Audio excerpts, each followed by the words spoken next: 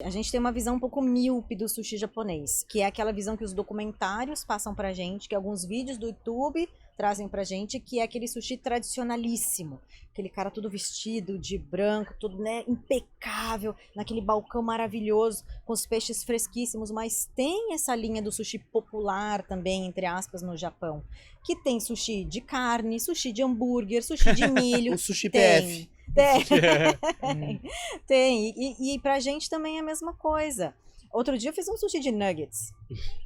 Fiz de Olha. propósito, né? Sim, sim. Fiz de propósito, Vou fazer uma né? coisa Sushi de radical. nuggets. Um Vou sushi fazer de sorvete, nuggets, né? É isso aí, pessoal. Estamos começando mais um Jogando pra Jogando. plateia de... A gente inventou uma coisa diferente hoje. Exato. É o primeiro Jogando pra plateia outdoor. Outdoor. Isso, a gente tá aqui com um passarinho que acabou de passar na nossa cabeça. Caiu na tua cabeça? Passou. Ah, tá, Ainda bem passou que não reto. deixou nada. Não deixou não nenhum deixou tipo de... Não Mas deixou é- lembranças. Mas assim, aqui a gente tá no espaço do Danco, né? Um espaço Isso. super gostoso. Exato. Aqui é o ambiente externo. Aqui acho que a noite fica mais fresquinho. Aqui à Isso. tarde tá um pouquinho ainda com sol, né? É mais Isso, cruel. exato. Mas é bem gostoso. A gente quis inventar essa moda hoje pra mudar um pouco o cenário, né? Testar possibilidades aqui no Danco, nosso Estressar grande um pouquinho parceiro. do Dudu gosta da bagunça, né? Exato, o Dudu tá ali, olha, sofrendo, mas tá ficando legal. E a gente tem um assunto muito bom pra conversar hoje, né? Um assunto diferente, porque a gente tá aqui com uma convidada que atua na área de gastronomia com uma coisa que eu amo. Não sei se tu gosta, Ferrari, tu gosta de sushi? Comi ontem? É isso aí. A gente tá aqui hoje pra conversar com a rainha do sushi, a Fê Mendes. Ela é especialista nisso, tem perfis em redes sociais, ensinando as pessoas a fazerem seu próprio sushi em casa e desmistificando um pouco o que é esse mundo do sushi, certo, Fê? É verdade. A Rainha gente do tem- sushi? Ai, obrigada. Rainha do Oh, sushi. Você chamar de rainha de sushi pra mim, né? Como é que começou essa história? Ai, essa história é louca. Nem eu sei direito como é que eu tô onde eu tô ensinando as pessoas a fazerem sushi em casa. E eu falo pra elas, o que eu ensino aqui é tudo que eu queria ter tido quando eu tava começando. Em 1997. Olha, Faz faz muito bastante tempo. Mas foi sofrido o início, assim, né? É mais ou menos o que o pessoal tem em mente também hoje em dia. Querer fazer sushi em casa. Ah, eu comi, eu gostei, quero tentar fazer em casa. E não sabe por onde começar. Comigo foi igual. As mesmas dificuldades que eu vejo o pessoal que me segue tendo, era o que eu tinha de dificuldade também. E aí, eu fiz sushi a primeira vez, nessa época, lendo a receita do arroz numa folha de papel, escrita a próprio punho pela mãe do meu tio japonês. Ela já é falecida. E ela colocou lá, tanto de água, tanto de arroz, lava assim, coloca assado. Você acha que, né, se com vídeo já é difícil, Imagina. se as pessoas já têm dificuldade com o vídeo, imagina num papel. Então, na hora de fazer, de enrolar, é que a coisa complicou. Uma vez eu tentei fazer em casa, eu usei um tapetinho, assim, que aí bota o arroz ali, faz assim, um rolinho e Você volta. usou o de bambu japonês mesmo? Não, eu usei sei lá, não sei se era de bambu japonês, mas eu lembro de eu fazendo esse negócio aqui de Você- tentar enrolar pra depois Aham, cortar. É, isso aí, que você provavelmente deve ter visto em algum lugar, Isso. alguém fazendo. Eu nunca tinha visto ninguém fazendo. Eu só Uhum. tinha visto o sushi pronto na minha frente. Então, sabe o que é você pegar um negócio pronto, olhar pra ele, eu desmontava o sushi pra Engenharia tentar... reversa do Engenharia sushi. reversa. Tentava entender como é que aquilo tinha sido feito. 97 já tava forte, assim, naquele Não, tava bem no começo. Assim, mas restaurante tinha... Tinha, olha, acho que aqui devia ter 1 ou 2 no máximo em Floripa. Uhum. Sushi não era moda, assim. Sushi Pois não é. era moda ainda, tava começando. Eu Você não- comi a primeira vez eu tinha 13 anos, aí em 97 eu já tinha 14, foi quando eu fiz pela primeira vez. É que hoje em dia tem o Sushi Man, que aí fica à vista, tu consegue É, ver ele manipulando. Então o que acontecia? Eu não tinha dinheiro pra ir em restaurante. Este era o meu maior agravante também, né? Além Mas de acho que não tem, tudo. naquela época não usava esse negócio de fazer o sushi na frente das pessoas, eu acho, não? Ai, eu não vou saber te dizer, Eu não vou porque lembrar faz também, muito mas tempo. eu me lembro que virou uma moda, né, de ter o Sushi Man fazendo na tua frente o sushi, Aqui né? no Brasil, acho que logo de cara não era assim, né? Eu lembro que eu fui pra São Paulo, né? Meu tio mora lá até hoje. E aí ele falou, ó, vou te levar num lugar muito legal. Daí eu fui num sushi chamado Mori Sushi. Já ouvi falar. Que lá em São Paulo, eu não lembro exatamente onde é que é, perto da Doc Lobo, talvez, sei lá no... E aí eu cheguei lá, só tinha um balcão, e eu sentei nesse balcão, e era o cara fazendo sushi do outro lado, Ah. ele ia fazendo e servindo, assim, ó. Que privilégio. Eu fiquei, assim, abismado, eu fiquei Aham. achei muito louco aquilo. São Paulo já tá anos-luz à nossa frente por ter uma fortíssima comunidade nipônica, né? Sim. À nossa frente, eu digo aqui, o pessoal de Floripa, né? Então, nessa época que eu comecei, em São Paulo já se fazia aos montes, né? Agora, aqui era muito difícil, eu não tinha acesso aos restaurantes, tinha uma condição financeira bem encurtada, então eu quis fazer em casa. E, na verdade, não fui eu, foi minha mãe. Minha mãe virou, olha, peguei a receita do sushi, a Aham. folha, eu tenho guardado essa folhinha até hoje, toda amarelada. Tem a folhinha do sushi, vamos fazer o vamos? Eu Claro. adorava cozinhar com ela, mas foi o terror, foi o caos, foi caótico. E isso que me intrigou. Eu falei, não é possível. Eu falei, não é possível. Virou um que desafio. Virou um desafio. Como é que uma coisa pode ser tão difícil assim? Eu não sabia nem que tinha que molhar a mão para espalhar o arroz, Ah, o charinho. Então, foi uma grudança em tudo, grudou. Tinha arroz no cabelo. 3 dias depois eu achava grão de arroz colado na geladeira, por tudo. Mas E o arroz sushi é grudento, né? Mas a receita eu consegui grudento. fazer, né? A receita a gente Tem um fez, vinagre, mas tem um arroz isso. específico. Tem, ela explicou direitinho lá no Essa papel. parte tava tranquila. Mas a gente errou o ponto do cozimento, ficou empapado. Então tem os segredinhos, muitos segredinhos para cozinhar, que se você pega assim uma receita mais ou menos, como eu peguei, né, não tão detalhada, ou queima ou fica empapado mesmo, normalmente empapa. Então o que eu fiz ao longo dos anos, né? Eu fiquei batendo a cabeça, tentando desvendar os mistérios do sushi, para ver, né, segredo por segredo, como fazer aquilo de maneira fácil. E aí eu investiguei todos os métodos de cozimento, cheguei no método que eu chamo de método 6P, que quem segue não erra. Não erra. 6P são 6 passos, né? Tá. Para o chari perfeito. É só seguir que não tem erro. O que é chari? Chari é o nome do arroz usado para sushi. Tá. É o gohan, que é o arroz branco normal, cozido japonês, que eles comem no dia a dia, eles chamam de gohan. Quando você coloca o tempero do molho sul que o Ferrari falou, ele vira chari. Entendi. É isso. É o arroz temperado. Mas ele já é mais empapadinho, assim, acho que quando tá na fase do Gohan ainda, pra poder comer de hashi, né? Ou Então, não? e isso é que é o estigma do chari e do gohan. A gente Tá. acha que é empapado. Mas o que é o nosso empapado? É quando ele passa do ponto, certo? Sim. Nosso arroz comum empapou por quê? Pois muita água passou do ponto, empapou. É o famoso Unidos Venceremos. Unidos venceremos. O arroz japonês é a mesma coisa. Se você passar do ponto, é que ele vai empapar. Ah, mas ele gruda, não sei o quê. Porque naturalmente o grão é grudento. Pela proporção de amido que ele tem. A amilose e a amilopectina é diferente do nosso arroz normal. Então ele gruda entre si, mas não quer dizer que o grão esteja amassado, desmanchado. Tá. O grão é inteiro, é íntegro. Só que ele tem como se fosse uma camadinha de cola ao redor dele que faz com que uns grudem nos outros. É só isso. Ele só é grudado. Ele não é empapado. Entendi. Aí a gente consegue comer com hashi. Mas se fica empapado, vira uma maçaroca na boca. Ah, imagina. É ruim de comer, né? Começa a prestar atenção. Nos sushis que tem o grão, pega um nigiri, que é o bolinho de arroz com o peixe em cima. Começa a reparar em restaurantes que você vai, diferentes restaurantes. Quando tem o arroz íntegro, fofinho, ele é fofo mesmo, que desmancha na boca, você sente os grãos na boca, e outro que o arroz está empapado, que você não vê os grãos no sushi com nitidez inteiros. Sim. Parece uma massa corrida. Um bolinho branco. Um bolinho branco. Põe na boca, mastiga. Você sente que é uma coisa, assim, sabe, uma massa. É ruim de mastigar, entendeu? Você demora para engolir aquilo. É totalmente diferente a experiência de você ter um bom chari e um chari fora do ponto, num sushi.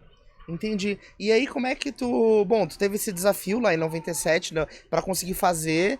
E aí, o que tu decidiu? Tu começou a estudar sushi, aí vou fazer um blog. Assim, né? Pensa que não tinha YouTube, não tinha internet, eu não tinha computador em casa. Eu não sabia o que era internet. Sim. Vamos pegar a Barça, ver o que tem de sushi. Mas eu imagino que deve ter começado fazendo pra família, pros amigos. Com certeza, Uhum. fazia em casa, assim, né? O pessoal já tava cobrando, tipo era os assim, pilotos cadê de o teste, sushi? Aí depois do tempo, né, o pessoal realmente começou a pedir. Quando você já começa, né, a fazer Da mãe. direito, né, mais ou menos É. certo, o pessoal começa a pedir. Então foi muito difícil, foi árdua a busca por informação de sushi naquela época, porque eu não tinha internet em casa, não tinha Instagram, não existia YouTube, não tinha nada. Então o que eu fazia? Quando eu tinha a oportunidade de ir num restaurante, eu ficava perguntando pro sushi man tudo que eu podia. Entendi. Eu era chata que quando chegava no restaurante, debruçava no balcão e ficava, aí já tinha o sushi man de cara assim pra gente, eles já estavam ali nessa época, sei lá, isso eu falando assim, 3, 4 anos depois, tá? Imagino. Anos depois. Aí já tinha mais restaurantes e o chefe ali na nossa cara fazendo, e eu perguntando. E o que vinha de informação errada? Porque eles mesmos também tinham aprendido assim, meio aos trancos e barrancos. Cada um tinha uma manha. Sim. Então, um chegou a me dizer que colocava limão no molho do arroz. É diferente. No molho sul. Mas não se coloca, não é por tradição, não tá na literatura japonesa, não tá em ninguém põe. E ele, por algum motivo, colocava e me falou pra pôr. Talvez porque aprendeu assim. Enfim, eu fazia todo tipo de barbaridade, ia testando, mas cada coisa que me falavam pra mim era meu Deus, era uma epifania. Meu Deus, limão, claro! Sim. Tem que pôr limão, sabe? E eu ficava ali, limão. Era isso que faltava. Olha, fiz de tudo, assim, das maiores barbaridades com sushi eu fiz. Só que isso foi muito bom, porque eu testei. Quando eu comecei a ensinar, eu já tinha testado de tudo. Mais de 50 receitas diferentes de chari. Começasse a ensinar quando? Eu comecei, e aí foi quando eu criei o blog. Aí já tinha internet. Já tinha. Aí já éramos gente, né? Daí Já em 2009 foi quando eu criei o blog. Então tu ficou praticamente 10 anos estudando e testando sushi. Exatamente. Só por hobby, assim? Só por hobby. Final de semana. Exatamente. Final de semana, o evento era fazer receitas de chari. Receitas, eu fazia uma atrás da outra. O chari ou o arroz? O arroz, né? Quando a gente fala sushi, aí é o chari com algum elemento. Isso, daí pra fazer o sushi você põe a alga, o arroz, o peixe ou um legume, porque não precisa só de peixe cru, manga, fruta, né? Aqui no Brasil a gente usa bastante fruta, não é tão comum assim lá no Japão. Mas a gente pode usar diversos tipos de ingredientes que não sejam só peixe. Isso é mais uma coisa que eu tento desmistificar ali no canal, no Instagram e tudo mais. Nem só de peixe cru se faz sushi. Pois é, esse é um ponto que eu ia perguntar, porque tem, digamos, imagino que deve ter o costume japonês de verdade, ou talvez até no Japão tenha vertentes diferentes. Exatamente. Mesmo no Japão tem. Exatamente. A gente tem uma visão um pouco míope do sushi japonês, que é aquela visão que os documentários passam pra gente, que alguns vídeos do YouTube trazem pra gente, que é aquele sushi tradicionalíssimo.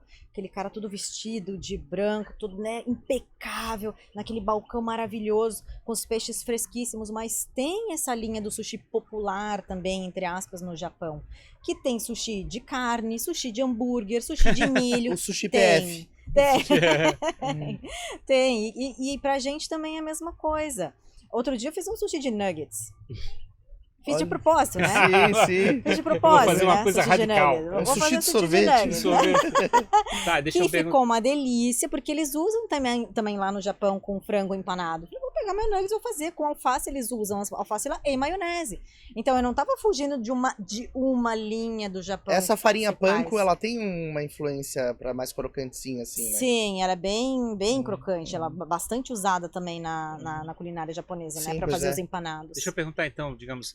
Por exemplo, o grau de vinagre que é colocado, ele dá um sabor diferente também no arroz, certo? Ele dá. Então, imagino que tem gente que gosta com mais vinagre ou menos vinagre. Isso. E também eu sei que tem gente que bota aquela raiz forte já na preparação. Isso. E tem gente que não pode botar nada, tem que ser só se a pessoa quiser. Exato. Aí tem o tamanho pequenininho, que é o tamanho da boca, que eles dizem, ou o tamanho grande. Isso. Então, como é que lida com tudo isso? É uma boa pergunta.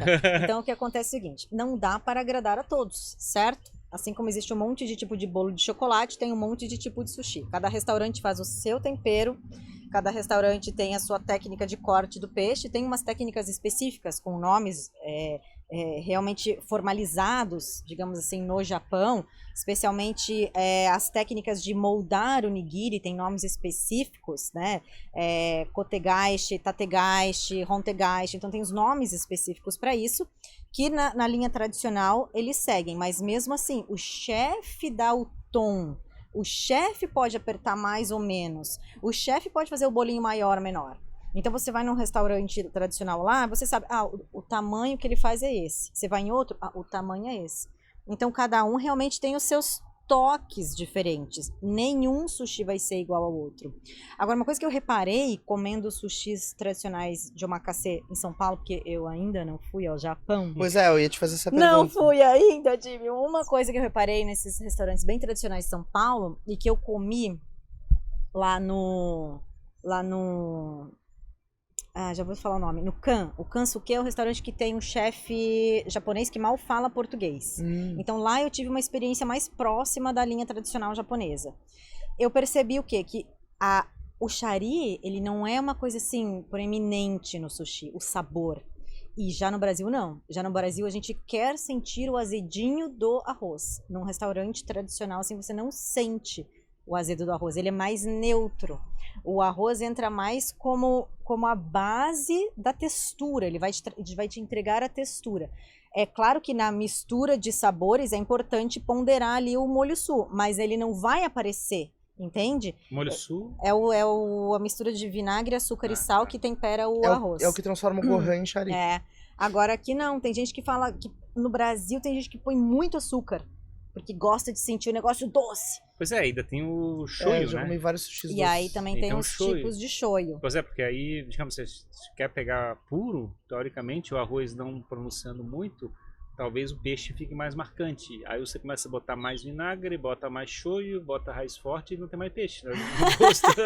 Não? É aí que tá. É que lá no Japão eles montam, o chefe monta a sua peça, como se fosse uma pequena obra de arte. E ele monta ponderando cada um desses elementos, de modo que você tenha uma experiência de equilíbrio de sabores e texturas incrível na sua boca.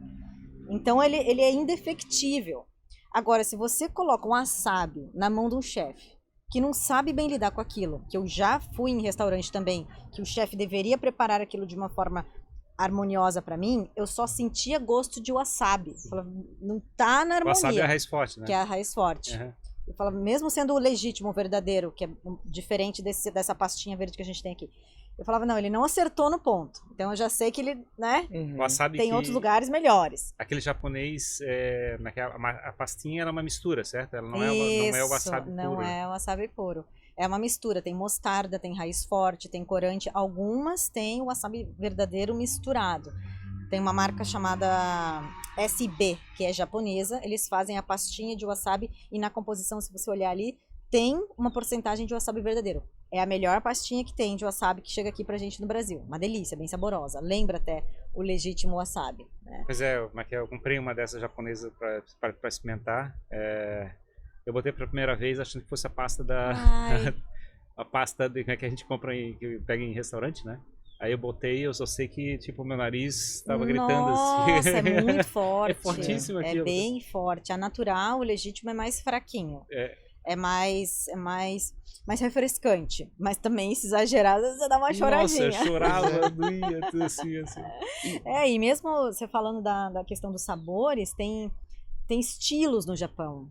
Então, o Japão é uma ilha pequena, comparado com o tamanho que é o Brasil, mas mesmo assim, nessa ilha, se você for para Osaka, se você for para Tóquio, você vai ter experiências diferentes culinárias.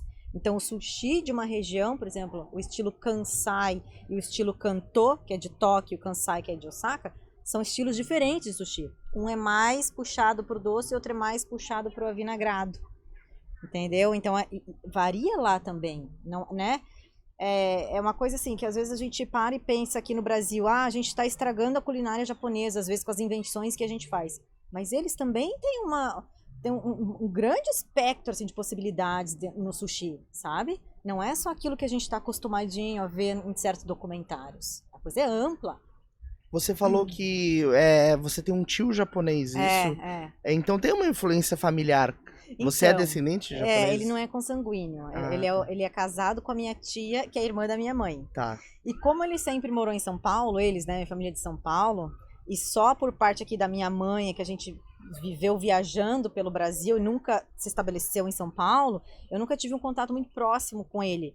Próximo, eu digo assim, a gente se vê uma vez no ano. Sim. Ainda hoje, né? A gente se viu agora recentemente que eu estive em São Paulo em janeiro.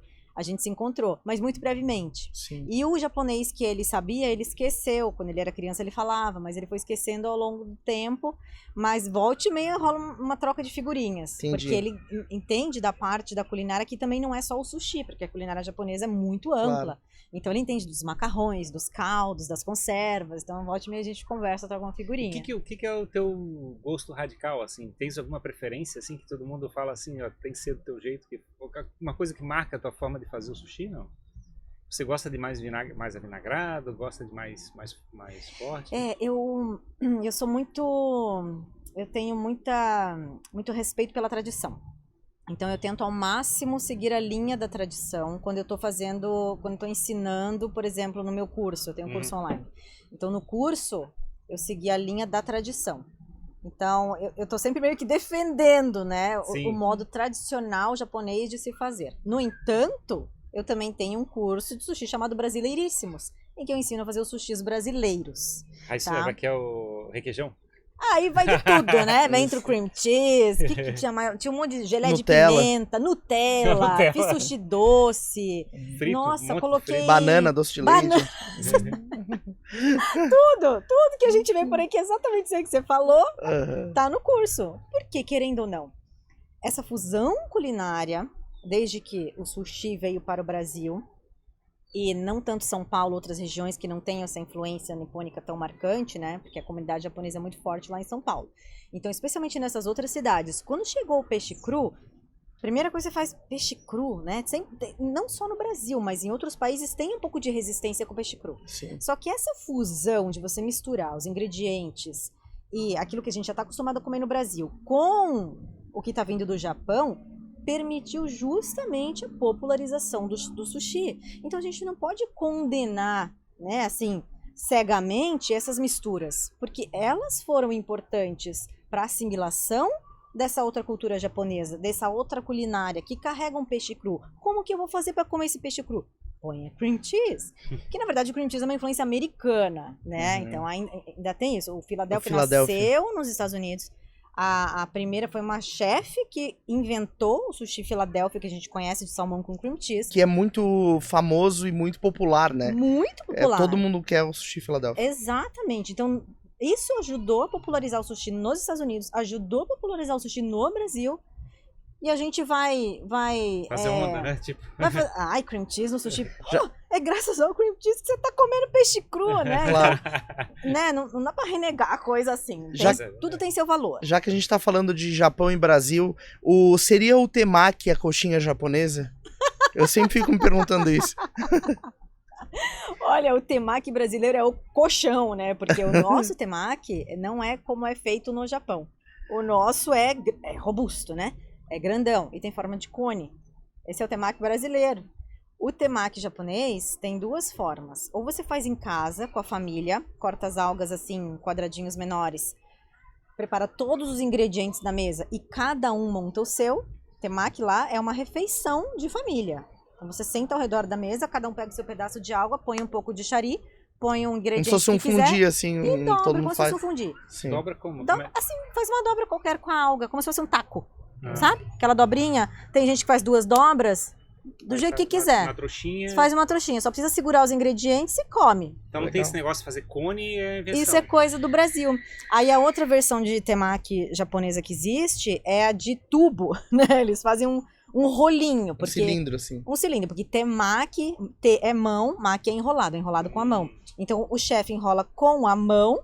Tem a técnica de enrolar, que também mostro no meu curso, ele, né, enrola com a mão e dá uma fechada com uma pontinha de nori, que é a alga aqui embaixo, e aí serve para o cliente esse cilindro, esse tubinho muito menor, mais delicadinho, cabe todo na boca, alga extremamente crocante. Tá. Então, o nosso temaki, nosso temacão, é a nossa invenção brasileira mesmo. E é bem Filadélfia com cebolinha, aquele que é... Filadélfia com cebolinha, é o clássico.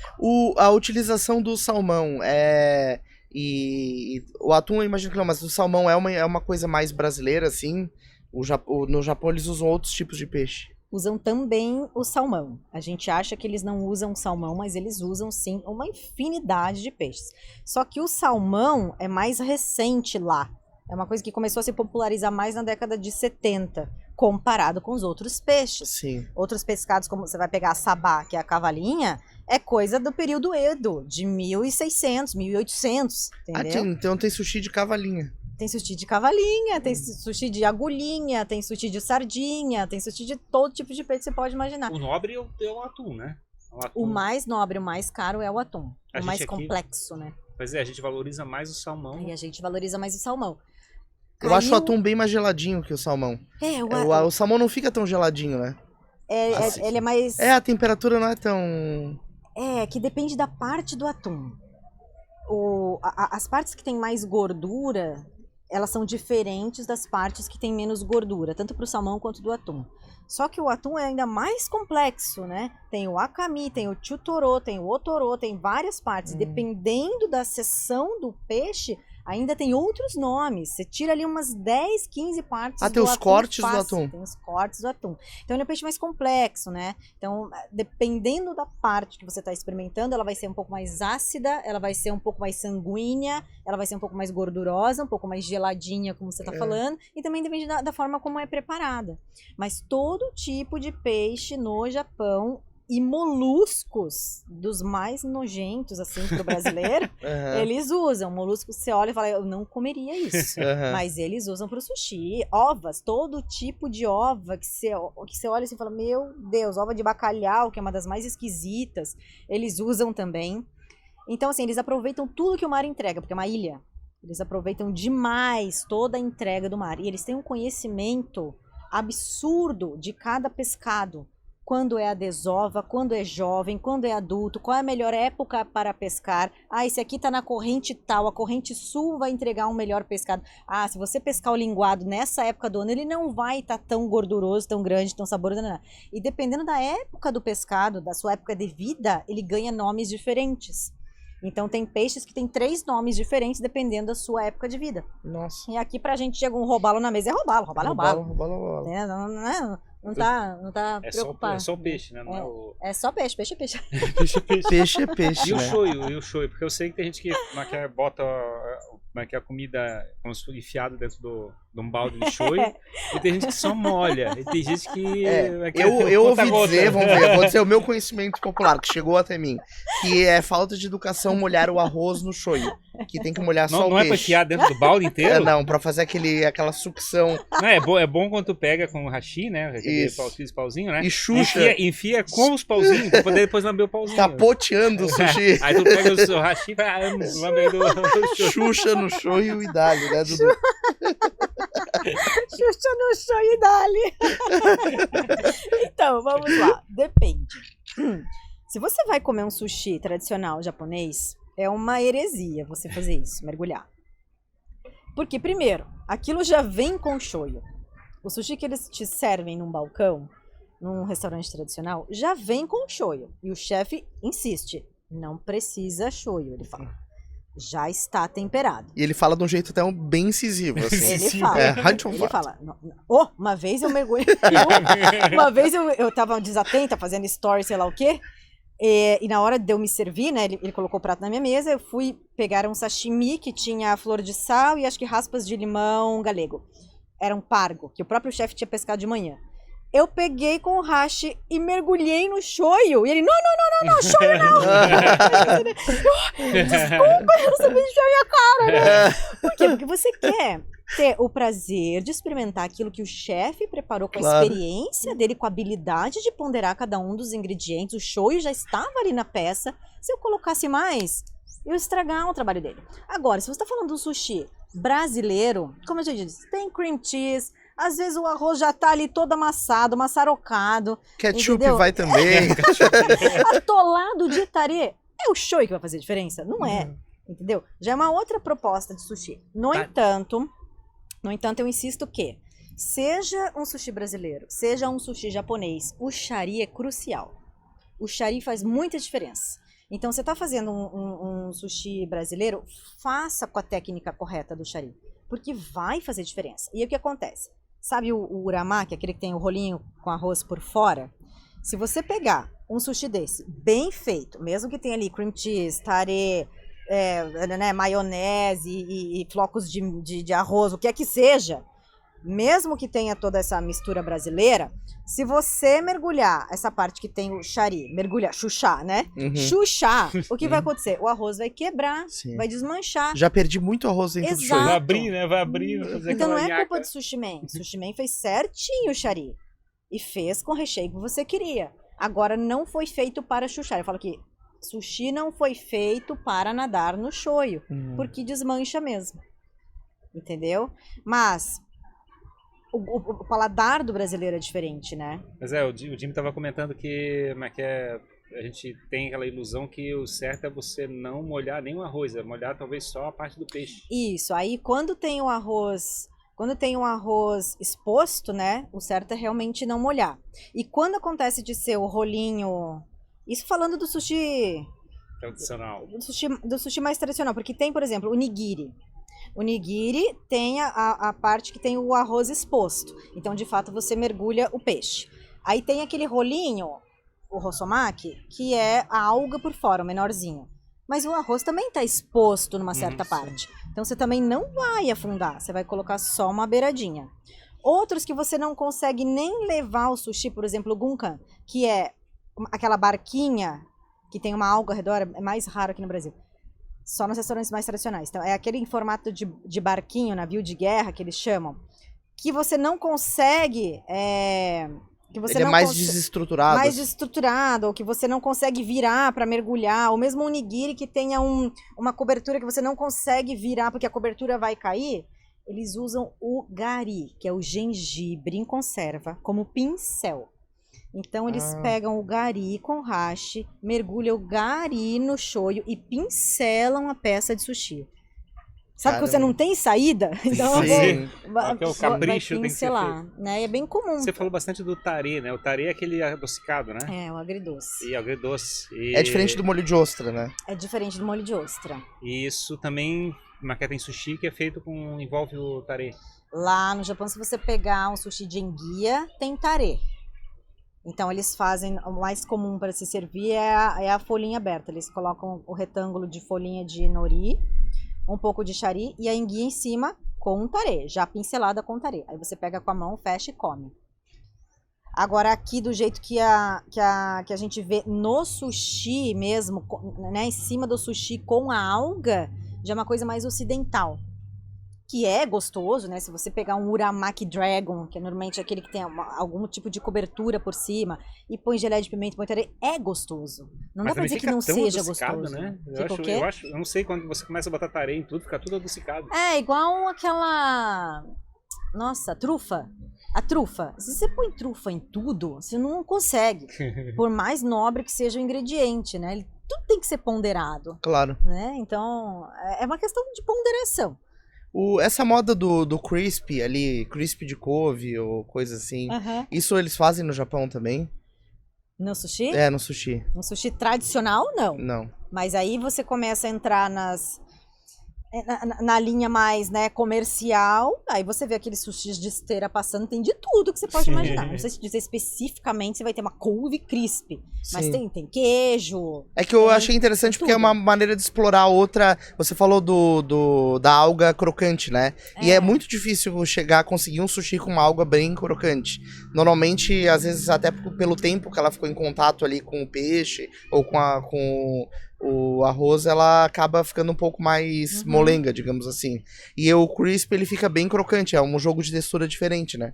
Por exemplo, no Joy, sim. No Joy ele fica bem legal. Fica. Aí algumas coisas acabaram virando clássicos, né? Os crisps viraram clássicos pro nosso sushi. Então, no meu curso Brasileiríssimos, eu pego justamente esses elementos que se tornaram clássicos. Aí eu ensino a fazer lá o alho poró crisp, a couve crisp, porque eu sei que já se popularizou. Tem coisas que ainda não. Por exemplo, a pizza de sushi.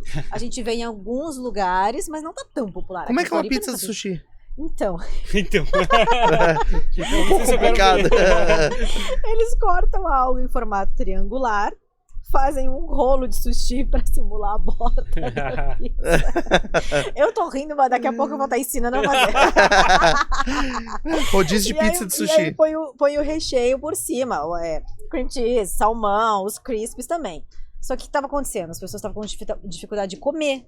Porque é o que você falou, a alga é mole, vira uma borracha ali embaixo. Como é que eu vou comer esse negócio? Passaram a empanar a alga. Então, primeiro eles empanam a alga, fritam literalmente na massa de empanado com panko, faz uma casquinha bem firmezinha, crocante com a alga, aí montam o sushi pizza. Aí você consegue pegar com a mão assim e comer. Tu falou de empanar, tem temaki empanado, né? Ai, tem. Eu fiquei abismado com esse negócio. O cara empana um temaki inteiro e frita. Como assim? É isso que eu também já ensinei a fazer. A primeira vez que eu vi, eu fiquei abismada. Eu falei, não é possível. Não tô acreditando no que eu tô vendo. Isso era 2017, eu acho. E as pessoas começaram a me pedir, que eu já tinha canal no YouTube, as pessoas começaram a me pedir, faz o temaki frito, faz o temaki frito. Eu falei, gente, não é possível que vocês estão pedindo isso. Aí até no vídeo eu falo, olha, vamos lá, né?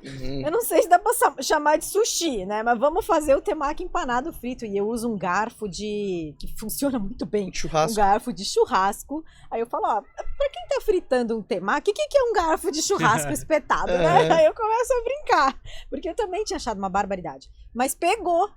E hoje eu como, tá? Às vezes eu faço e como, porque o negócio é bom. Então eu não posso falar, porque eu também acho bom. Só que a gente tem que entender, são linhas diferentes. Às vezes eu tô com vontade de comer temaki frito.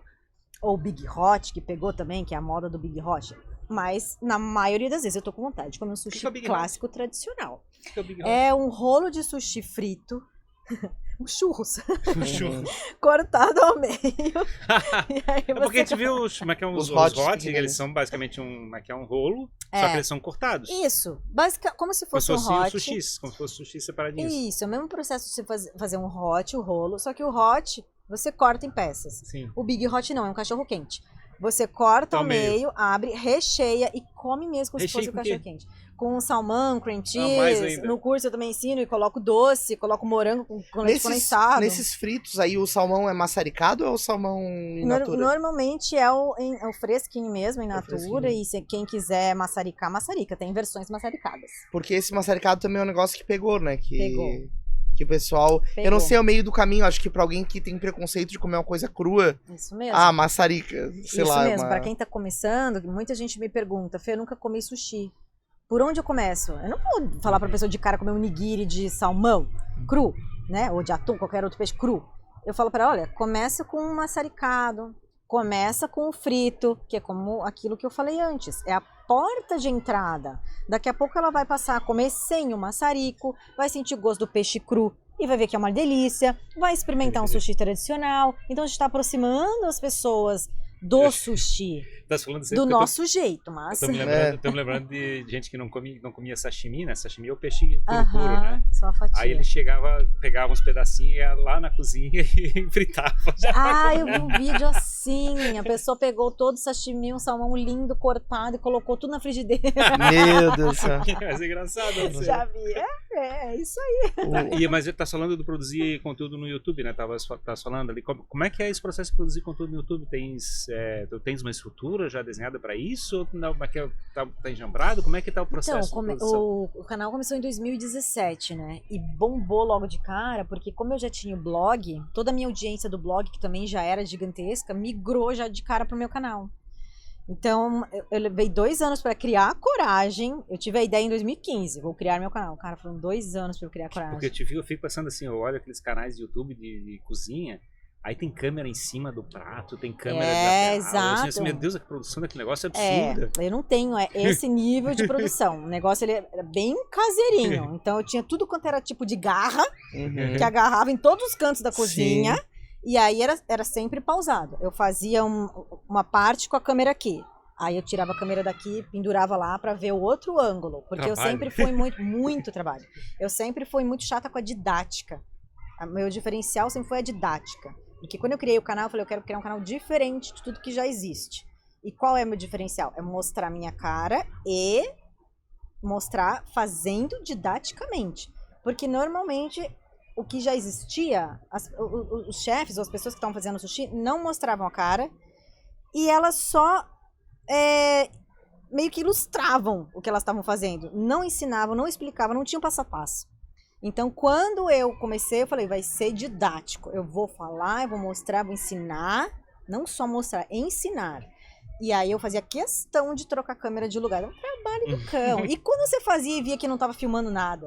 Nossa. Várias vezes, porque não tinha ninguém assim, né? Controlando, Sim. olhando. Até hoje, se eu quiser gravar pro canal, que tá parado um tempo, quando eu retomar os vídeos, eu vou pensar... Não, agora vai ter Uma que ter forma uma equipe. estruturada. Uma forma estruturada, assim como eu gravei meus cursos. Como é que foi? Estruturado, com a equipe, assim. Como é que foi a primeira gravação do YouTube? Foi com uma GoPro. Tá, mas Foi com uma fizesse GoPro. sozinha, assim, So- vou criar uma coragem, cara e coragem. Na cara e na coragem. Primeiro eu comecei a olhar uns canais, assim, de outras meninas, o jeito que elas falavam, como é que era e tudo mais. Eu falei, ai, gostei do jeito que ela tava falando. E aí eu gravei com uma...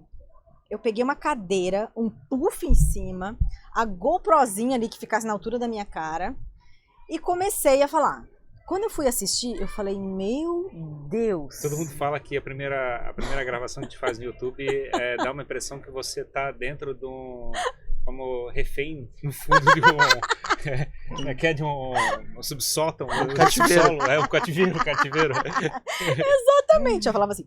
Uhum. Parecia que tava, né, sendo condenado, o advogado na cara assim, né? A sua vez agora, eu juro, né? Parecia que eu tava assim, não tem luz, né? Eu falei, gente, eu achei que eu tivesse de um jeito totalmente diferente, saiu assim, né? Aí eu me forcei a exagerar, né? Esse aqui é o meu jeito de falar. E quando eu tava filmando, eu exagerava ainda mais, pra ser mais expansiva. E como é que foi o impacto do primeiro vídeo, assim, o pessoal falou alguma Nossa, coisa? foi assim. Mandou pra amigos, pra família. Tinha um blog, né? Eu já tinha um blog. Então, o pessoal que veio do blog adorou, porque já me conhecia. Quem não me conhecia, às vezes me chamava, nossa, que arrogante, nossa, não para de falar. Então, veio todo tipo de comentário. Difícil. Então, assim, eu saí da primeira filmagem que eu parecia lá presa no calabouço pra uma outra que eu tava extremamente eufórica, né, pra ser cativante, e passei a impressão de arrogância. Que loucura, né? E aí fui ponderando. No segundo foi melhorando, terceiro melhorando. Depois de 5 anos gravando, Já profi. já encontrei meu jeito, né? Mas nas últimas a gente já tava com equipe já também. Nas últimas gravações, eu falo a gente porque o Fê, meu marido, ele tá sempre envolvido. Então nas últimas também já tinha equipe. Eu tava grávida e tudo mais, daí já tinha equipe de filmagem, tinha softbox. Como é que tá o tamanho do canal? Agora tá beirando 300 mil. Nossa. No YouTube. E no Instagram também, beirando 300 mil. Foi depois, né? O Instagram foi depois. Foi 2 anos depois. Só que o Instagram, olha só como é que são as coisas, né? Eu comecei o YouTube em 2017. Instagram, eu comecei a mexer em 2019. Eu não sabia nem fazer story. Eu fiquei 1 ano sem saber fazer story. Eu achava que era só um por dia que tava pra pôr. Eu não sabia que dava pra pôr vários. Pra fazer 100 por dia. Aí eu esperava sair aquele. Ai, já posso fazer outro.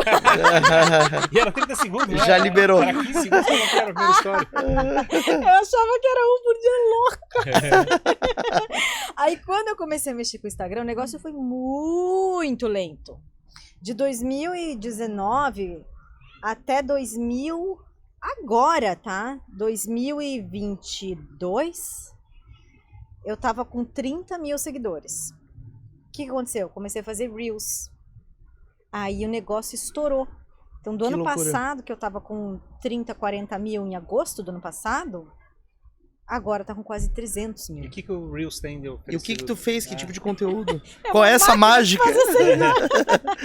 De novo, fiz a mesma coisa que eu fiz com o canal do YouTube. Alguma coisa de um jeito diferente do que as pessoas estavam fazendo. Então, o jeito como as pessoas estavam mostrando sushi era assim, mostrando. Ninguém estava ensinando. O Reels era inteiro mostrando uma construção de algum problema. Isso, as pessoas faziam às vezes um reel de 15, 30 segundos, mostrando lá o chefe na cozinha, enrolou um negócio, depois tá aqui o sushi. Bonito de ver? Bonito de ver. Mas não estava ensinando. Então a minha sacada foi, preciso ensinar, eu já ensinava nos stories, eu já sabia fazer story. Eu já estava ensinando nos stories, abria caixinha de pergunta direto, tudo mais, já estava ensinando. Quando eu comecei a fazer o reel, de um jeito que ninguém fazia, e outra, não só isso pela didática, mas a questão da música e do tom. Eu via que todo mundo que fazia reel, pelo menos na culinária, de modo geral, era desse jeito que eu era no YouTube lá no começo. parecia que tava gritando. Parecia que a pessoa ia explodir, sabe? E eu falava, nossa, mas por que tem que ser assim, né? Quando eu assisti os Reels. A pessoa tá... Agora coloca isso aqui. Eu falava, mas por que tem que ser assim? Eu terminava de assistir ofegante. Porque parecia que a pessoa ia explodir. Eu falava, não, eu não vou fazer assim. Eu vou fazer calma. Aí eu tive algumas referências, né? Comecei a assistir alguns que eu gostava, mais tranquilo, que mostrasse o processo. É que o conteúdo do Instagram tem esse enfoque também de ser muito acelerado, assim, tipo clipe de MTV, assim, isso. né? Tipo, realmente dá aquela sensação de nervoso. Porque... Cheio de cortes, assim, né? Parece não... Exato. Porque como é um vídeo de 1 minuto e meio, as pessoas acham que tem que ser aceleradíssimo. Não necessariamente. Em 1 minuto e meio, você entrega muita coisa com calma. E aí eu comecei a fazer Reels calmos, com uma voz calma. Especialmente porque eu só conseguia gravar, editar, à noite, depois que as crianças estavam dormindo. Então silêncio na casa e eu lá no quarto, com a voz baixa mesmo. Falando, agora você vai colocar tantos gramas de chari, enrola assim, vira assado, nananana. Coloquei uma música clássica de fundo. Fizesse todo uma receita de sushi. Sim, mas isso mas sem edição, foi direto no celular. Mas eu editei, eu filmei com o celular, depois eu editei. Editasse no celular mesmo? No CapCut. Tá. E botava música ambiente, quer dizer, você não fazia adição de música, botava som no... Não, eu punha. Do celular. Isso. Você pegava e selecionava. Isso. Então eu deixava o som natural, o ruído natural da gravação. Às vezes, sei lá, o barulhinho da alga, o barulhinho da faca, eu deixava ali de fundo. Um ASMR do sushi. Um ASMR de sushi. E aí eu colocava a outra música fundo, do próprio Instagram, ali quando você vai postar o Reel, ele te dá a opção de colocar as músicas, escolhia uma música calma, serena, deixava o som natural aparecer também, tá. Só que aí eu também exagerei. Como aconteceu com o YouTube, que eu exagerei na expansão da fala, ali eu exagerei na calma, que as pessoas começaram a dizer que eu tava fazendo narração de vídeo de motel, de sei lá o quê, de pornografia. Eu falei, meu Deus do céu, mas vão longe, né? O pessoal vai longe, né? E eu tudo ali, que é estranho, tudo que é diferente. E eu ali na maior calma, que não transmitia uma serenidade, virou pornografia. Tá. Bom, vamos achar um meio termo então. Aí é o trabalho, né? De você encontrar a sua identidade naquilo, né? E aí o Instagram começou a crescer, então? Cresceu muito, né? Foram 270 mil seguidores praticamente, de agosto do ano passado pra cá. Estamos beirando 300 mil. E que frequência de conteúdo na semana? Tu postava todo dia? Quando eu comecei, lá em agosto ali, né?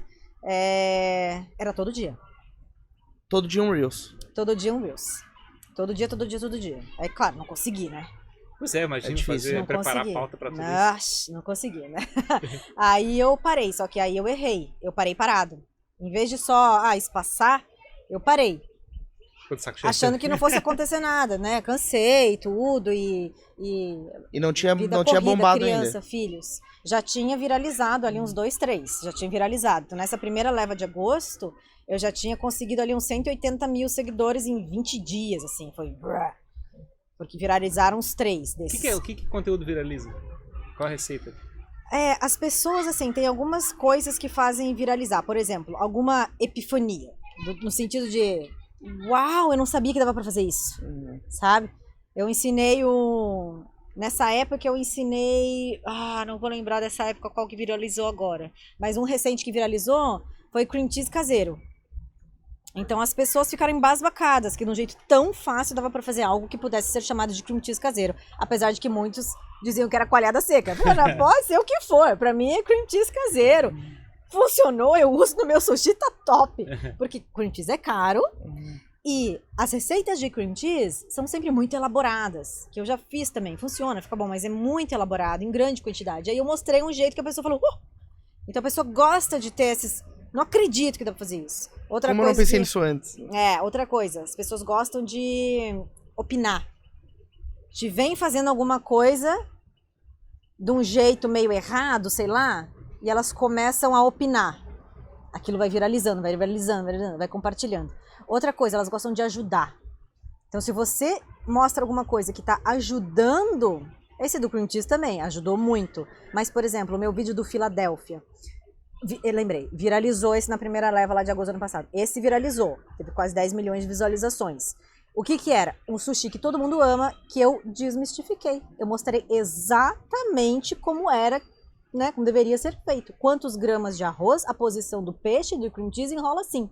Aí as pessoas falam, meu Deus, deixa eu encaminhar pro fulano que não consegue fazer. Então elas compartilham querendo ajudar os outros. Olha aqui o que eu achei, para você aprender a fazer, para você melhorar teu sushi, aquele que você não estava conseguindo fazer, né? Então assim, na natureza humana tem algumas características, né, nesse sentido de opinar, de te corrigir, de querer ajudar. Então, sabendo do comportamento humano, você consegue direcionar melhor o conteúdo. Mas, às vezes, é aleatório, tá? Eu fiz o do Capamac, do pepino.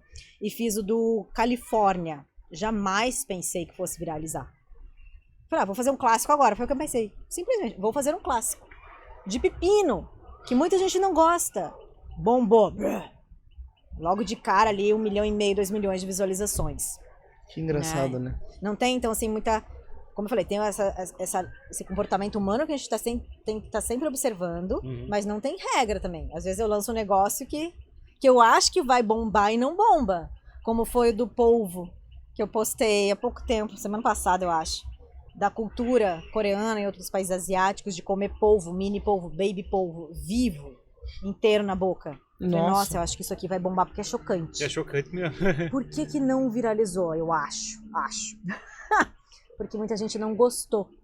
Uma coisa que eu reparei é que os que viralizam têm muitos likes. Sim. As pessoas gostam. Eu reparei. Não necessariamente só comentário ou compartilhamento, mas o like conta muito. E esse teve muitos comentários. Muitos comentários. Muito mais do que a média que eu costumo ter. Mas baixíssimos likes. Muito pouco like. Então, acho que né, o Instagram viu... pessoas não gostaram disso, né? Então, sei lá também, porque o algoritmo é muito complexo, né? Sim. É que deve ter um bocado de gente que deve ter pulado, assim, simplesmente. Isso, aí também. matou, né? Também pensei isso porque uma pessoa comentou lá, nossa, põe um aviso de imagens fortes. Pra preparar então eu acho que ela começou a ver e só aquela... parou pra comentar e vazou. Né? Também tem. Aí tem uns que vão até o final pra ver. Eu quero ver o podre, né? Tipo assim, exato. Eu quero ver o sofrimento aqui. E hoje, assim, o Sushi com a Fê é um negócio, ele é viável, é o teu negócio, é uma coisa que tu dedica grande parte da tua vida, ele se tornou algo viável financeiramente pra ti? Olha, todo o meu tempo livre que eu tenho, que não seja, né, com trabalho fora, que não seja com as crianças, que eu sou professora universitária e tal, todo o tempo livre que eu tenho, eu dedico a isso. Todo. Então, sei lá, terminei o expediente às 5, vou pra casa, dou banho nas crianças, põe pra dormir, às 8 da noite eu estou livre, das 8 em diante eu vou gravar, vou editar, né? E esse pouco de tempo diário que eu já tenho... tá dando um grande resultado em termos de visualização, de seguidores e também com a questão da venda dos cursos. Então, os cursos viraram um negócio, né? Um hobby. É mais recente, não? Eu gravei em 2020 o primeiro e o segundo eu gravei agora nas férias. Mas você começasse a fazer férias blog, do ano passado agora. Tinha feito o blog, tinhas feito o YouTube e até agora não estavas buscando uma estratégia de renda, vamos dizer assim. Eu tinha escrito um livro. Então, em 2019, eu escrevi um livro de sushi. Só que eu não publiquei o livro físico, ele virou um e-book. Foi o primeiro produto. De monetarizar o negócio. Já havia monetizado o YouTube, mas aquela coisa meio. Mas quando começasse, não tinha essa visão de negócio, né? Não tinha. Eu vou te dizer, eu sempre soube que teria um retorno financeiro, mas eu não sabia como. Quando eu comecei, eu falei, isso é bom, isso é promissor, vai ter um retorno financeiro, um dia vai, mas eu não sei como vai acontecer. Porque sempre que eu fazia qualquer coisa, dava certo. O blog deu muito certo, o canal do YouTube deu muito certo, o meu e-book vendeu muito bem, deu muito certo, o Instagram deu muito certo, demorou, porque, né, eu não tanso aqui com a tecnologia, demorou para aprender a usar a ferramenta, mas a hora que eu entendi, porque eu já tinha feito Reels em 2020, muito ruins. Sim. Fiz lá uma meia dúzia. Muito ruins. E não funcionou. Muito ruins. Teve assim, 10 mil, 20 mil no máximo visualizações. Daí eu falei, eu acho que eu tô passando vergonha. Parei. Aí foram esses 2 anos produzindo mais conteúdo, entendendo mais a ferramenta, mais próxima com o Instagram, sabe? Aí quando eu voltei a fazer os Reels de novo, eu falei, eu tenho que fazer alguma coisa de um jeito que ninguém nunca tenha feito. Por quê? Quando eu comecei a fazer em 2020 esses Reels, o que eu tava fazendo? Dancinha, tava fazendo cortezinho, aquelas trends, tava fazendo trends. Sim. E não era essa pegada. Entendi. Entendeu? Não foi pra frente. Aí quando eu voltei a fazer, que aí caiu minha ficha. Não, eu tenho que fazer o que eu fiz com o YouTube. Algo que ninguém esteja fazendo. Ou esteja fazendo, mas de um jeito diferente. Né? Então tinha conteúdo de sushi, mas não do jeito que eu mostrei. E os livros e os cursos têm qual pegada? Que eles tentam passar as várias vertentes de como fazer sushi, a técnica, o que tem? É o tradicional. Então, o próprio e-book, quando eu escrevi, ele são quase 200 páginas ensinando a fazer um sushi tradicional. Mas aí eu ensino tudo, desde os ingredientes, como escolher o arroz, o tipo de arroz, a diferença do arroz japonês para o brasileiro, para um californiano, para um uruguaio. Tecnicamente, é bem técnico. Mas chega na parte prática, toda ilustrada com as fotos do passo a passo, qualquer um consegue fazer, entendeu? Então é super completo. Quem pega o e-book sai fazendo sushi. Quem pega o meu curso sai fazendo sushi melhor ainda, entendeu? Quem ainda, assim, ainda pega os conteúdos dos meus stories, vai mais além. Porque parece que não tem fim. É conteúdo que não tem fim. O universo sushi é muito amplo, né?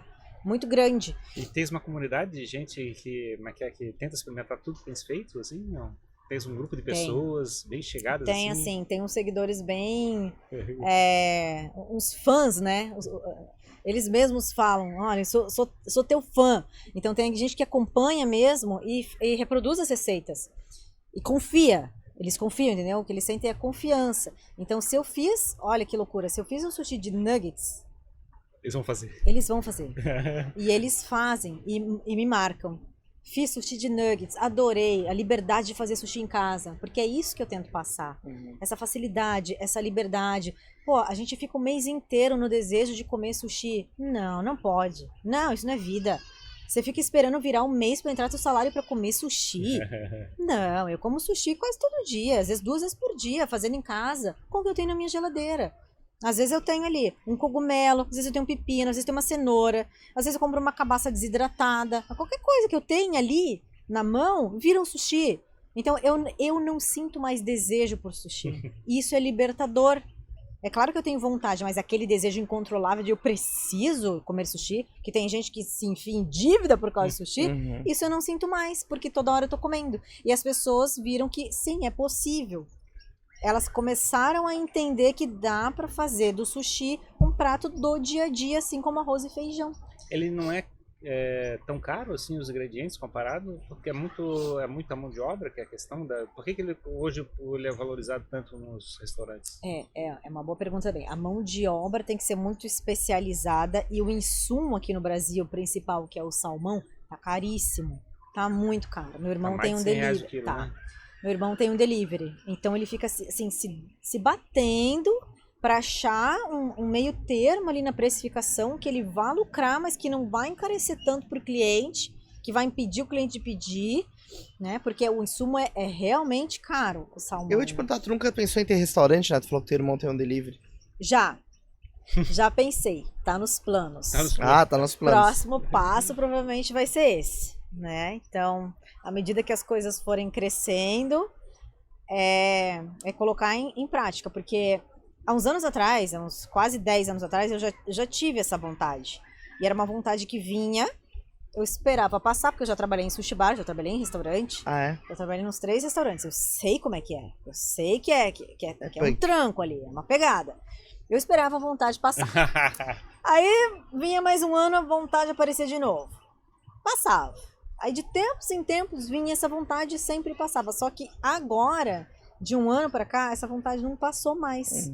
Essa vontade ficou. Então eu sei que é o momento de acontecer. Preciso fazer acontecer. Né? Como é que é o fornecimento desse material hoje no Brasil, digamos? Eu imagino que deve ter wasabi, coisa parecida, como é que é? Aí tem talvez material deportado, Tem.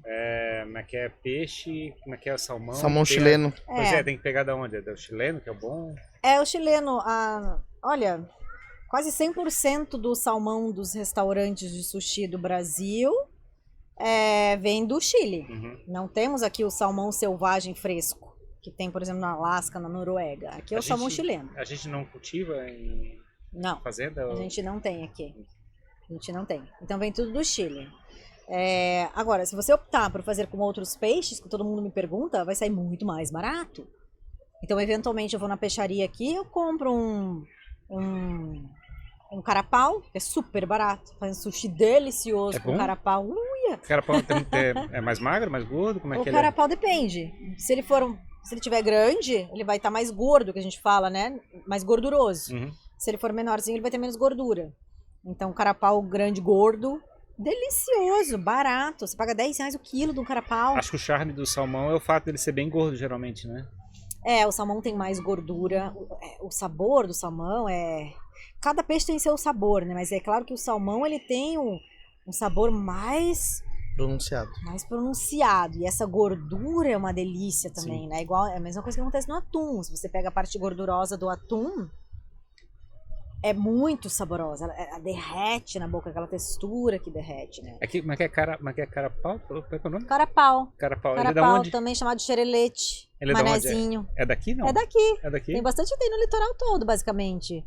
Mas aqui a gente encontra com uma certa facilidade até. Agora no verão a gente consegue encontrar. E é uma carne muito gostosa. Então, se as pessoas optarem por peixes mais baratos que estejam acessíveis, não vai encarecer. Não precisa ser só salmão. E é também o conhecimento, né? Saber que é possível usar outros peixes. Saber que é possível, exatamente. Então, esse é todo o conhecimento que eu tenho que mostrar. Todo dia nos meus stories eu tento mostrar, eu tento falar os meios práticos de se fazer sushi em casa. Como é que é a manipulação para comer o alimento in natura? Porque, por exemplo, a gente sabe que tem carnes que precisam ser cozidas, né? Ou passar por um processo de assar ou cozinhar de alguma maneira.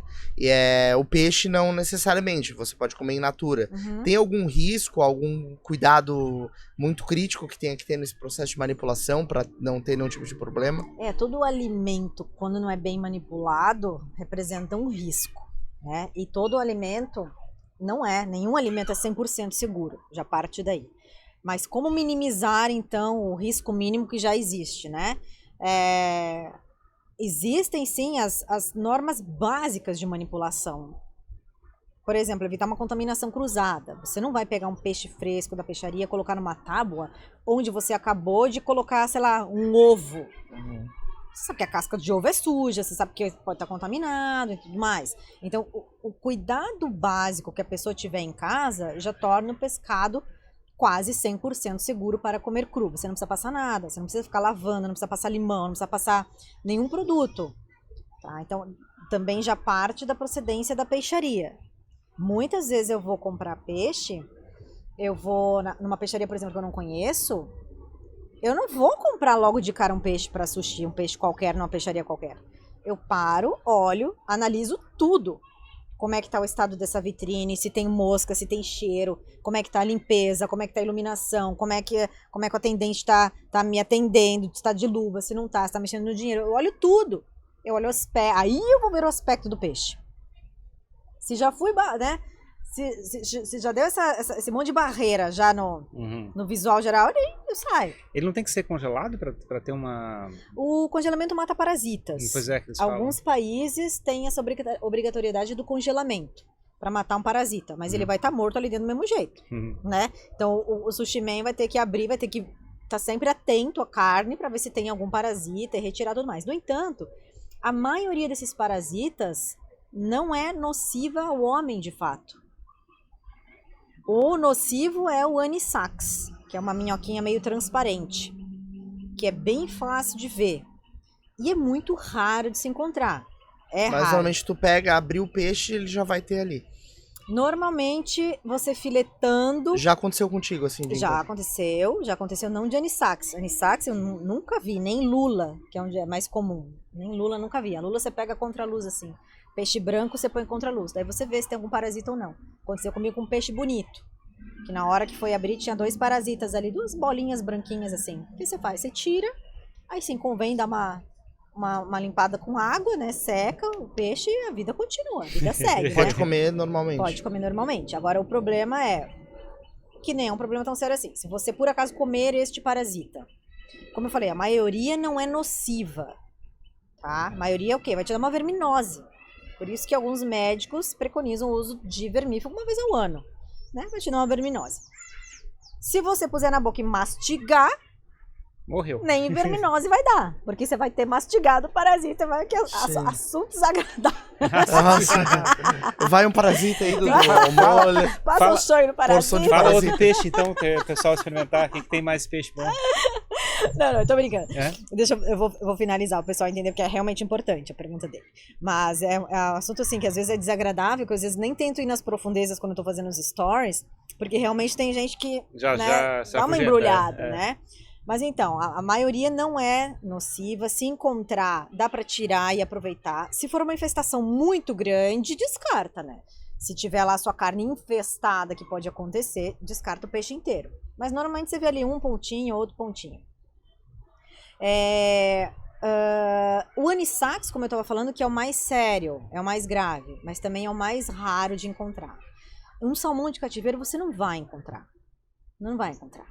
Né? E aí pode ser mais perigoso ser ingerido vivo também. Mas se um sushi man abrir o peixe, olhar, tirar, cortar, na mastigação, vai morrer, vai matar tudo mais, acabou o risco. Aí o congelamento mata esses parasitas também. De qualquer jeito, quando descongelar, tem que abrir a carne e ver se tem, né? Na hora do corte, o sushi man tem que estar sempre atento. Ver se tem alguma coisinha na carne ou não. Mas é sempre importante dar uma olhadinha, talvez, na textura, para verificar se não tem nada irregular. Vai ficar evidente que teve algum parasita, né? Tipo, eu acho, né? É que algumas irregularidades nem sempre representam um furo, um buraco de um parasita, alguma coisa assim. Nem sempre. Às vezes é a forma como foi tirada a espinha. Às vezes é a forma como foi tirado o filé. Às vezes o atum, por exemplo, é um que tem esqueci o nome do instrumento, acho que é sashibô. É um instrumento que você coloca no atum para fazer a aferição da qualidade da carne e classificar se é um atum exportação, se não é. E fura a carne. Então você recebe, às vezes, tem um lugar específico de fazer que não fira a carne, mas quem não sabe fazer direito acaba fazendo um furo no lugar errado e o cliente vai receber aquele furo. Vai achar estranho. Vai achar estranho, vai achar, nossa, tinha um bicho aqui. Mas não necessariamente, né? Não necessariamente. O bichinho, assim, é fácil de enxergar de modo geral. E no salmão, assim, uma coisa... Eu nunca ouvi, eu faço sushi há mais de 20 anos. Nunca vi, nem ouvi, não soube nunca de relatos de alguém que tenha visto um parasita em salmão. Às vezes viraliza aí um outro vídeo de bichinho em salmão, que provavelmente é salmão selvagem, é vídeo estrangeiro. Repara que é vídeo estrangeiro, não é brasileiro, que o nosso salmão é chileno. Os vídeos estrangeiros acabam mostrando os salmões selvagens, que a incidência de parasita é maior. É que é tão raro que quando aparece a pessoa se vira tudo, né? Exatamente. Então não é uma coisa de se alarmar, né? Pelo amor de Deus. Aí tá, uma coisa é parasitas, outra coisa são bactérias. Então, com as bactérias tem que tomar cuidado na peixaria onde você vai comprar. Já cheguei a parar na frente do box da peixaria lá no mercado público. Fiquei uns 10 minutos analisando a peça do atum que eu queria comprar. O jeito que ele manipulava, o jeito que ele mexia. Eu falei, não vou levar. Entendeu? Então eu tava vendo que não estava sendo bem manipulado. Eu vou levar esse peixe cru pra minha casa, servir para os meus filhos que comem sushi também. Não vou. Então, assim, são cuidados muito simples que você pode tomar. Procedência, onde vai comprar. Em casa, você sabe como manipular minimamente bem qualquer alimento. Você sabe lavar alface, você sabe lavar uma maçã, você sabe como cozinhar o ovo, você sabe dos cuidados básicos de alimentação em casa? É o mesmo que você tem que ter com o peixe cru. Mesma coisa. Utensílios sempre limpos, tábua limpa. A gente usa muito Perfex, né? Na culinária japonesa, aquele paninho culinário, a gente usa muito. Pega um paninho limpo e tal. É o paninho que tá toda hora limpando. limpando. É um ambiente que às vezes tá muito quente. Pô, começa a entrar mosca. a pessoa não tá ligada, que entrou uma mosca, tá pousando no teu peixe. Em 30 segundos ela bota um monte de ovo ali, né? Então, assim, é o mínimo necessário, é o mínimo. Cuidado necessário. Tá, vamos... Não é nada de uma bíblia de cuidados. O Ferrari tá com ânsia aqui, ele quer mudar de assunto. Trocar de assunto. Desculpa, Pessoal, não, não, agora vamos trocar O Ferrari, ele não o tem, pessoal vai ele ficar fica um pouco mexido desencorajado de com isso. continuar o assunto, né? Mas então, vamos deixar uma coisa boa então, pro pessoal final aqui da conversa. Se é para experimentar alguma coisa diferente, alguma coisa que não vai ver no restaurante, o que você recomenda? Qual conteúdo que tu produzisse assim que seria legal assistir, ou o tipo de alimentação que tu acha que seria legal para só experimentar? Tipo assim, com um prato diferente. Pra ela experimentar da culinária japonesa? Tu gostaria, o que tu acha que é legal deixar pro pessoal aqui assistir, experimentar, procurar na internet, ver como é que faz? Relacionado ao sushi? Isso. Vou dar um spoiler, pode ser? Tá. Pode. Eu vou fazer um reel de um sushi de milho. Milho Olha exótico, milho exótico. Vou falar pra vocês. Esse sushi de milho é o gunkan. Já era pra eu ter postado, não consegui, então eu vou aproveitar a oportunidade. É um gunkan, que é um clássico no Japão. E lá, eles gostam muito de milho. Milho verde mesmo, enlatado. Ou debulga o milho né? Debulha o milho e tal. Debulha? Debuga? Como é que fala? Debulha. Debulha é código. Ferrari debulha é código. Agora o debulha é milho. Debulhar. Debulha o milho, pega o milho ou pega o milho enlatado e eles misturam com maionese e colocam em cima do sushi. Eu sempre vi, faz anos que eu vejo isso. Nunca tinha feito. Resolvi fazer, foi a semana retrasada. Bom?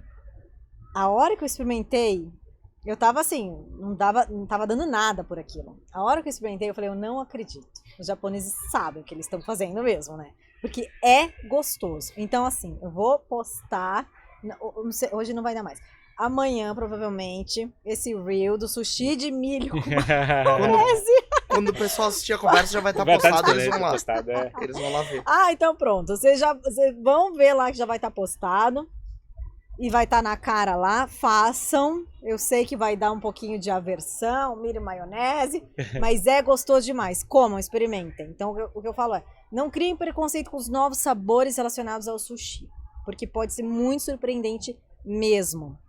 E é coisa, muitas vezes, de japonês. Só não pode fazer a pizza, né? A pizza de sushi Não, que eu acho que é um a absurdo. pizza de sushi ela tem que ser um pouco mais estudada. Não, mas acho que nem estuda, nem experimenta, que eu acho uma ofensa. Estrogonofe de sushi, churrasco de sushi, daí não vai dar. Tem que ser mais estudada. Como eu falei, daqui a pouco eu vou estar ensinando. Se popularizar e eu experimentar e gostar, eu vou estar ensinando. Igual o hot temaki, o temaki frito, que eu mesma olhava e falava, não acredito. O dia que o Fernando, ele que resolveu pedir esse Big Hot, porque eu só via, eu não tinha coragem de experimentar, muito menos de pedir. Ele resolveu pedir. Eu falei, não, Fernando, não, você não vai mas esse fazer Big isso. Hot me chamasse a atenção. Eu vou ter que procurar esse negócio, porque eu fiquei curioso. Como é que deve ser esse cachorro negócio? quente. Eu falei pra ele, não faça isso, não vai pedir, né? Não. E eu comi e gostei, cara. Então, Eu fiz até um reel. Eu fiz até um reel, assim, eu comendo. Tem que pedir no delivery do irmão da Fê. Tinha que o quê? Pedir no delivery do teu irmão. Ela é Tijuca. Em Tijuca. É lá de Tijucas. Mas também é o melhor, né? Sou suspeita pra falar. Não, mas é o melhor da cidade. Qual que é o nome? Quando eu estiver lá, quero ir. É o Sushi do Samurai. Sushi do Samurai. É o Katana. Sushi do Samurai. Katana. Legal. Muito legal, Fê. Muito obrigado, né, pelo teu tempo, por ter vindo aqui. Muito bom te ouvir.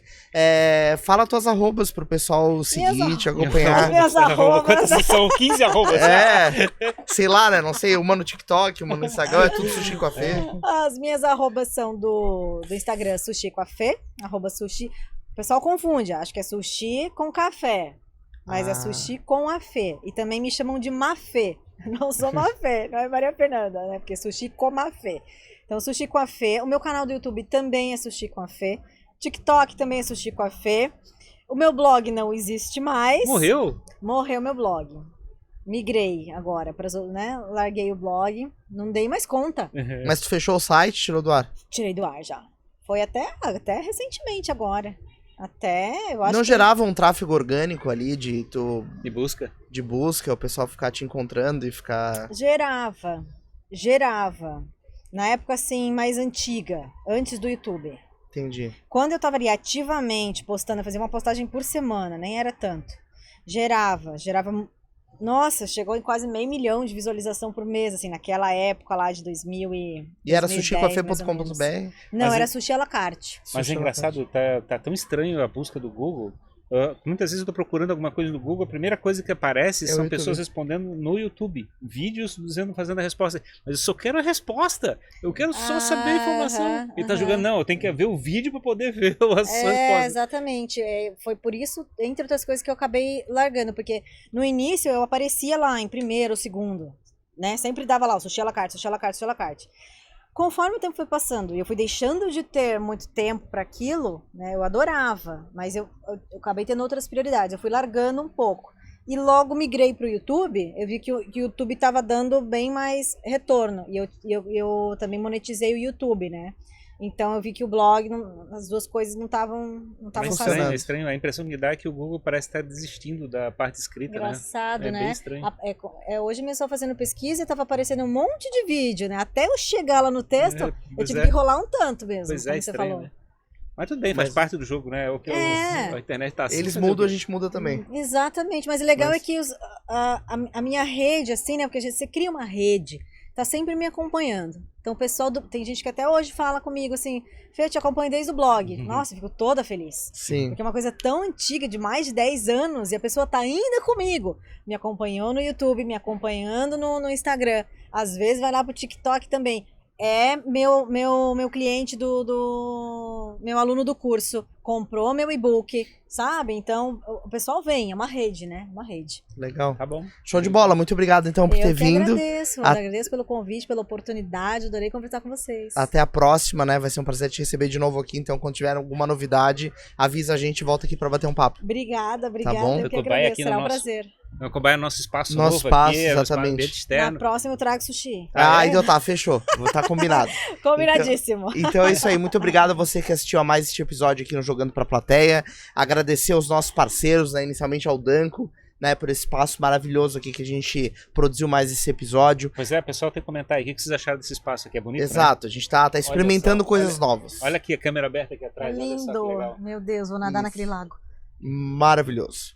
E agradecer também ao Davi Paes Lima, nosso assessor de imprensa oficial, que tem nos ajudado aí a fazer o trabalho chegar mais longe, ao Lid Santa Catarina e também a doutora Rebeca Heinzen do Pink Talks, certo? É isso aí então, Ferrari. É isso aí. Muito obrigado. Partiu sushi? Partiu sushi, olha. Não é uma ideia. Sexta-feira. É isso aí. Muito obrigado. Até o próximo episódio do Jogando. Até mais. Valeu, tchau.